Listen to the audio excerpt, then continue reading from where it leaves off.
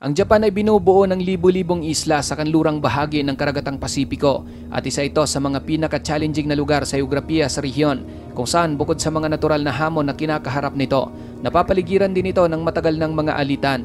Ngunit pagkatapos ng ikalawang digmaang pandaigdig, muling bumangon ang Japan at nagsikap na magsulong ng pag-unlad. Isa sa mga hakbang na ginawa ng bansa ay ang pagpapalakas ng kanilang kakayahan sa depensa na may layuning mapigilan ang mga posibleng pag-atake mula sa malayo. Isa sa mga banta na kinakaharap ng Japan ay ang lumalaking bilang ng mga missile ng China na may kakayahang tumama sa mga base militar ng Amerika na nasa bansa. Kasama rin dito ang patuloy na paggawa ng North Korea ng mga missile na may nuclear na mga warhead na madalas inilulunsad sa dagat malapit sa Japan tuwing magsasagawa ng missile test. Bukod pa rito, mayroon ding hindi pagkakaunawaan ng Russia at Japan tungkol sa Kuril Islands na nagiging dahilan ng hidwaan sa pagitan ng dalawang bansa. Dahil dito, ang Japan ay napapaligiran ng mga bansang may mga banta sa kanilang seguridad. Nararamdaman ng gobyerno ng Japan na talagang kailangan nilang protektahan ang kanilang bansa, kaya naprubahan ito ang National Security Strategy, pati na ang National Defense Strategy at Defense Development Program na may layuning palakasin ang domestic defense industry ng Japan na mahalaga para sa kanilang kakayahan sa depensa. Dahil dito, inanunsyo ng Japan na tataasan nila ang kanilang national security-related spending ng 2% ng gross domestic product pagsapit ng 2027. Kasama rito ang patakaran para sa pagpapalakas ng produksyon ng depensa at teknolohiya. Ngunit sa kabila ng mga hakbang na ito, nararamdaman ng Japan na hindi pa ito sapat at dahil na rin sa patuloy na pressure mula sa China, Russia at North Korea, naging malinaw sa Japan na kailangan na nilang kumilos upang mapabuti ang kanilang missile technology at maprotektahan ang kanilang sarili mula sa mga banta. Kamakailan isang malaking hakbang ang ginawa ng Japan kung saan bumuo ito ng isang ballistic missile na talagang ikakagulat ng kanilang mga karibal sa Pasipiko at paniguradong mayroong malaking epekto sa mga bansang tulad ng Russia, China at North Korea. Ngunit ang tanong mga kapatid, suportado ba ng Amerika ang hakbang na ito ng Japan? At paano naman kaya nito mababago ang balanse sa rehiyon ng Pasipiko? Pag-uusapan natin mga kapatid ang bagong proyekto na ito ng Japan na talaga namang hindi inasahan at ikinagulat ng kanilang mga kalaban, partikular na ang China, Russia at North Korea. Kamakailan mga kapatid, sinubukan ng Japan ang isang ballistic missile bilang tugon sa mga lumalalang banta mula sa China, North Korea at Russia, kung saan ayon sa kanilang Defense Ministry, isa itong hyperfast gliding missile na kanilang gagamitin bilang depensa sa mga isla ng Japan. Sinabi rin ito na ang missile ay dumaan na sa mahigpit na mga pagsubok, kabilang ang 4 na matagumpay na trial sa California gamit ang isang land-based launcher. Bukod pa rito, ang missile ay may kasama pang hypersonic glide vehicle bilang warhead. Napakabilis nito, kaya nitong umiwas sa mga air at missile defense sa pamamagitan ng pagkilos ng higit sa 5 beses ng speed of sound at pagmaniobra sa atmosphere. Ang missile na ito mga kapatid ay tinawag ng Japan na Block 1. Ang range nito ay nasa 310 hanggang sa 600 miles. Ngunit mayroon ding impormasyon na ang isang mas longer range version ng missile na tinatawag nilang Block 2 ay kasalukuyan ng under development. Hindi pa malinaw kung magagamit ba ang missile na ito sa ibang mga platform tulad ng mga barko. Ngunit sa hinaharap magiging mas malinaw kung paano at saan gagamitin ang mga missile na ito.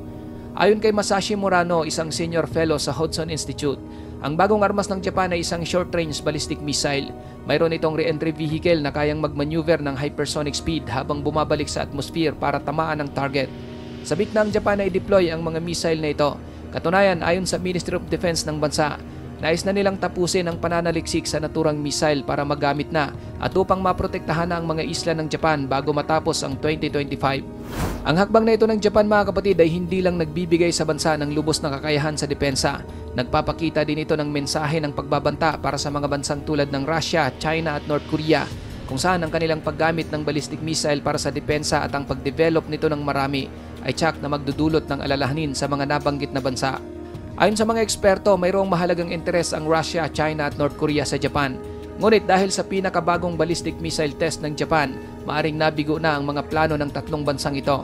Ang mga coastal defense missile ng Japan ay may range lamang na 125 miles. Ngunit ang mga bagong ballistic missile nito ay may 4 na beses na mas malawak na range na isang malaking hakbang para sa puwersa ng Japan. Bukod sa mga missile na na-develop ng Japan, nakakatanggap din ito ng suporta mula sa ibang bansa para palawakin ang saklaw ng kanilang depensa. Halimbawa, bumili sila ng mga bagong air-to-air missile mula sa Norway na may range na umaabot ng 300 miles.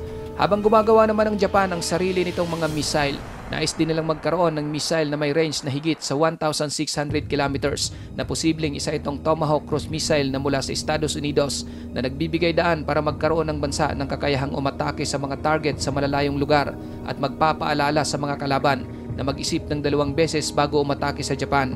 Ang bagong estratehiya na ito ng Japan ay naglalayon ding paunlarin ang kanilang lokal na teknolohiya para sa depensa ng bansa, kung saan sa unang pagkakataon ang bahagi ng kanilang national budget na para sa innovation ay isasama ang mga teknolohiyang mahalaga para sa seguridad ng bansa at magiging malaking bahagi ng strategic competition ang pagpapalakas ng pambansang pamumuhunan sa research and development. Layunin din ng Ministry of Defense na suportahan ang mas malalaking pamumuhunan sa paggawa ng mga sandata, kapwa sa lokal na produksyon at sa mga international na kasunduan, malamang na magiging prioridad pa rin ang paggawa ng mga missile. Isinusulong din ng mga tagaplano ng depensa ng Japan ang kakayahang makipaglaban ng bansa bilang isang magkakaugnay na puwersa at tiyakin na talagang matutugunan ang bawat operasyon sa buong krisis o sa mga darating na labanan. Kabilang sa mga layunin ay ang pag-develop ng integrated operational planning tulad ng bagong joint command at pamumuhunan sa resilience ng puwersa. Ang paggawa ng mga civil airport at mga pier na maaaring gamitin ng Japanese Self-Defense Forces kasama ang mga bagong kagamitan tulad ng F-35 fighter jet at mga destroyer ay malaking tulong sa pagtiyak ng kahandaan. Ngayon mga kapatid, ang hakbang sa pagpapalakas ng Japanese Self-Defense Forces ay nagdulot ng pagtaas ng presensya ng mga banyagang militar malapit sa Japan, gaya halimbawa ng mga missile na mula sa North Korea na madalas tumatawid sa exclusive economic zone na teritoryo ng Japan nang walang babala. Nariyan din ang militar ng China na madalas nag-ooperate malapit sa mga katubigan at airspace ng Japan at ang hidwaan sa Senkaku Island sa East China Sea na umaakit ng atensyon mula sa mga Coast Guard at militar. Ang mga banta mula sa mga bansang ito ay patuloy na tumataas mula nang matapos ang Cold War, kaya't matagal nang isinisulong ng Japan ang mga hakbang ng pagpapalakas sa kanilang depensa. Ang pagbabago ng estratehiya ng Japan ay hindi lamang para sa depensa ng bansa. Pinapalalim din ito ang kanilang diplomatic relations sa mga bansang may parehong pananaw sa Indo-Pacific at Europa. Pagdating sa diplomatic relation, mahalaga ang Estados Unidos para sa Japan. Ang alyansa ng dalawang bansa na nabuo matapos ang ikalawang digmaang pandaigdig ay mas nagiging mahalaga ngayon lalo na para sa kanilang mga interes sa Asya. Naging magkaalyado ang Japan at Estados Unidos noong 1951 matapos lagdaan ng bansa ang United States-Japan Mutual Security Treaty kasabay ng Treaty of San Francisco na nagtakda ng mga kondisyon kung paano papayagan ng mga Hapon ang mga puwersang Amerikano na manatili sa kanilang teritoryo. Kasama nito ang Yoshida Doctrine, isang estratehiya ng Japan na naglalayong umasa sa Estados Unidos para sa kanilang seguridad habang nagfo-focus sa pagpapalakas ng ekonomiya. Pagsapit ng 1954, itinatag ni Prime Minister Shigeru Yoshida ang Self-Defense Forces sa kabila ng mga pagtutol dahil sa Article 9 ng Konstitusyon na nagbabawal sa pagbuo ng mga puwersang militar. Ngunit pagsapit ng 1960, binago ang kasunduan at binigyan ng Estados Unidos ng karapatang magtayo ng mga base sa Japan kapalit ng pangako nitong ipagtatanggol ang Japan. Ginamit ang mga base na ito sa mga operasyon sa Vietnam na nagdulot ng mga protesta sa Japan para naman matugunan ang mga alalahanin tungkol sa mga nuclear na armas sa mga base ng Estados Unidos.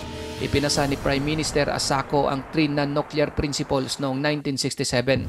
Simula noon, umasa ang Japan sa proteksyon mula sa Estados Unidos laban sa mga banta.